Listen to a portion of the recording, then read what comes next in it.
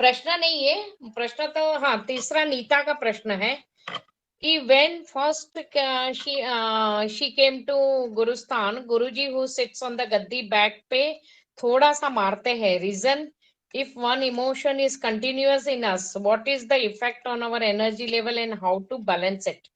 Does it affect in taking decision, working capacity, dealing with the situation? This is also very good question. ये बहुत लोगों ने अनुभव किया होगा कि जब आप गुरुजी से मिलते हैं, पहली बार क्यों, बहुत बार हम तो बहुत नजदीक रहे तो बहुत लहर में होते थे, तो बहुत बार पीठ पे ऐसे प्यार से धब्बा मारते थे, तो पीठ पे और स्पेशली देखना स्पाइनल कॉर्ड पे वो धब्बा जाता था. तो ये क्या होता है, ये एक बहुत ही नेचुरल प्रोसेस है. गुरु भी मीडिया है, साक्षात गुरु. एक्चुअली ऊपर से गुरु पावर वो साक्षात गुरु के इंस्ट्रूमेंट बनाकर काम करती है. तो जब आप गुरु के पास पहुंचते हो तो कभी कभी आपका टाइम आया या आपकी वो ऊपर के गुरु की भी लहर चलती है, जो साक्षात बैठे उनकी भी लहर चलती है और ये दब्बा पड़ता है. तो उसमें एक तीर में बहुत निशान होते हैं, बहुत सारा काम. एक तो उसमें वात्सल्य का भाव है, प्रेम से वो देते हैं दबा. कभी कभी कभी कोई गलती हुई तो अभी भी धब्बा पड़ता था. तो बहुत सारे डिफरेंट रीजन है, but one of the common reason is that कोई इमोशनल ब्लॉक हो तो निकल जाए. कभी कभी चक्र को भी वो बैलेंस कर देते थे. और कभी कभी गुरु कुछ आने वाली, कुछ बड़ी पनिशमेंट आने वाली हो तो उसको रिड्यूस भी कर देते हैं, थोड़ा सा ऐसे झटका देके. इसलिए चुटकियां देने का भी रिवाज है. तो गुरु के एक तीर में बहुत निशान है, वो समझने के लिए हर एक के लिए वो अलग अलग फिनोमिना है, और वो टाइम और गुरु ध्यान से उसका उत्तर मिलता है.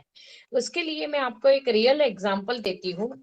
मैंने श्री एम की बायोग्राफी पढ़ी है. तो श्री एम की बायोग्राफी में ये इंसिडेंट है, वो भी कितना ब्यूटीफुली सेकंड पार्ट में ये इंसिडेंट आता है. क्योंकि फर्स्ट पार्ट जब पब्लिश हुआ तो श्री एम ने बहुत कोशिश की थी जीवन के बहुत सारे इंसिडेंट को रिवाइव करने की, because he wrote his biography very late age of life, when he got instruction from up that now you have to write your biography. तब तक उन्होंने नहीं लिखी थी. तो जब पहली बार लिखी तो उन्होंने वो गुरु की फोटो पब्लिश कराई, पर वो इंसिडेंट को या रिकलेक्ट नहीं कर पा रहे थे. दोबारा जब लिखने बैठे तो अचानक वो इंसिडेंट आया कि वो जब 9 साल के थे, बहुत ध्यान से सुनना, जब वो 9 साल के थे तभी स्वामी नित्यानंद के पास उनके चाचा उनको लेके गए. स्वामी नित्यानंद वज्रेश्वरी में रहते थे और बहुत बड़े स्पिरिचुअल गुरु हो गए. तो वो अपनी धुन में रहते थे नित्यानंद जी. तो जब वो उनको दर्शन को लेके गए और बहुत लोग उनको माथा टेक रहे थे, जब श्री एम का नम उनके चाचा ने भी प्रणाम किए तो नित्यानंद जी ने उनको आशीर्वाद दिए. जब श्री एम का नंबर आया, वो 9 साल के बच्चे थे, तो प्यार से उन्होंने अपनी भाषा में कुछ कहा. तो उनके चाचा ने बोला कि आप जो बोले इनको, इस बच्चे को समझ में नहीं आया. तो he got angry, he said just get lost, चाचा को कहा. और श्री एम को खटाक से बहुत जोर से राइट गाल पे थप्पड़ मारा. तो श्री एम रोने लगे और बच्चे थे तो उनको गुस्सा भी आया कि मैं तो दर्शन करने आया था, मुझे इतना जोर से चांटा पड़ा. और वो नाराज होके वहां से निकल गए चाचा के साथ. फिर बहुत साल बीत गए, उनके चाचा ने उनको समझाया था कि बेवजह कोई मार नहीं पड़ती, कुछ तो उन्होंने तेरे साथ अच्छा किया है, अभी तो मैं भी नहीं समझ पा रहा हूँ, तू तो बहुत बच्चा है, तू तो नहीं समझ पाएगा, पर समय आने पे शायद तुझे समझ में आ जाएगा. तो बहुत साल के बाद थोड़ा थोड़ा उनको लगा कि शायद वो कुछ तगड़े आशीर्वाद थे, पर एग्जैक्टली क्या था वो अभी भी उनको समझ में नहीं आ रहा था. वो जब 22-23 साल के हुए तो उनके गुरु उनको मिले महेश्वरानंद जी. तो महेश्वरानंद जी ने उनको बद्रीनाथ के पीछे गुफा है वहां उनसे बहुत तपस्या करवाई, उनकी शुद्धिकरण की प्रोसेस भी करवाई, और उनकी ईड़ा नाड़ी जो left side of the body होती है उसका पूरा प्यूरिफिकेशन करवाया, पूरी लेफ्ट साइड बॉडी को प्यूरिफाई करवाया. फिर श्री एम ने पूछा अभी सेम प्रोसेस मुझे राइट साइड के लिए करना है, तो वो मुस्कुराए और बोले तेरा राइट साइड क्लीन हो गया है। बोले कैसे? बोले याद कर 9 साल की उम्र में था तभी तुझे श्री नित्यानंद जी का चांटा पड़ा था, बहुत जोर के वो जोर से चांटा पड़ा था। अरे वो चौंक गए, बोले वो जो चांटा पड़ा था उस चांटे से तेरी राइट साइड क्लियर हो गई।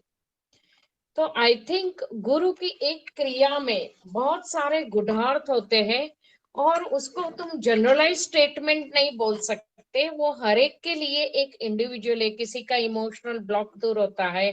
कभी अभी मेरे सामने ही मेरे एक रिलेटिव को चांटा पड़ा था तो गुरुजी का, तो उसमें दूसरा भाव था कि उस टाइम जो सब्जेक्ट चल रहा था वो बाप बेटे के रिलेशनशिप का था। और बाप बेटे का रिलेशनशिप बहुत ही बैड स्टेट में चल रहा था। तो वो चांटा पड़ने के बाद वो रिलेशनशिप की जो कड़वाहट की इंटेंसिटी थी वो कम हो गई थी।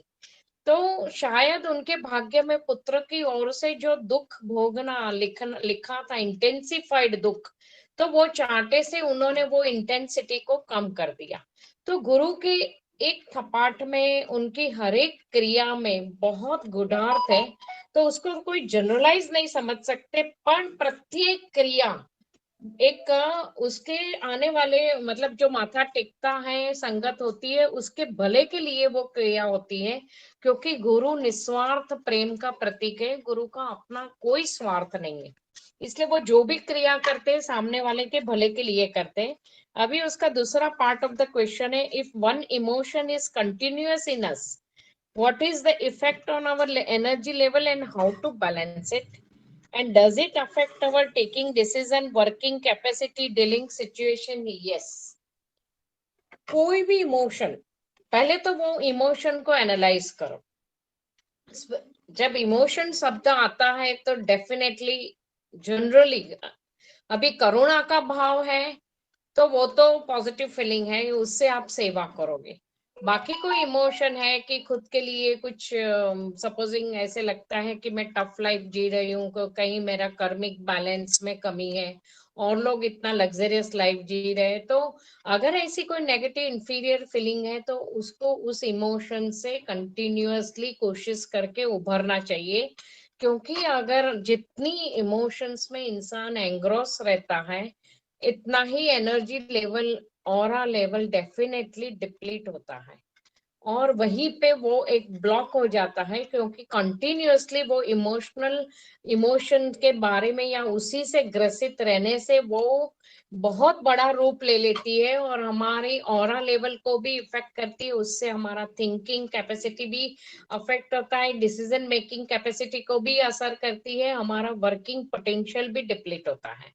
उसका एक रियल एग्जांपल बताऊंगी, timeless mind ageless body, doctor Deepak Chopra ने ये किताब लिखी थी जो बहुत फेमस हो गए।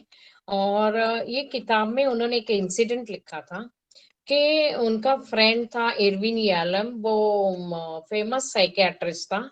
तो उसके पास एक बहुत ओबेस लेडी आती थी, मतलब बड़ी मोटी थी और उसको बहुत सारे इमोशंस, मतलब वो बहुत डिप्रेस भी रहती थी।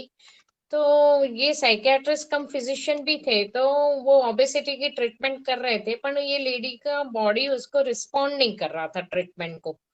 तो अभी एक दिन वो साइकियाट्रिस्ट भी थे तो उन्होंने सोचा इसका ये ओबेसिटी कम क्यों नहीं हो रही है, जो अक्सर मेरी लाइन ऑफ ट्रीटमेंट से अक्सर लोगों को फायदा होता है, ये लेडी क्यों रिस्पॉन्ड नहीं कर रही है।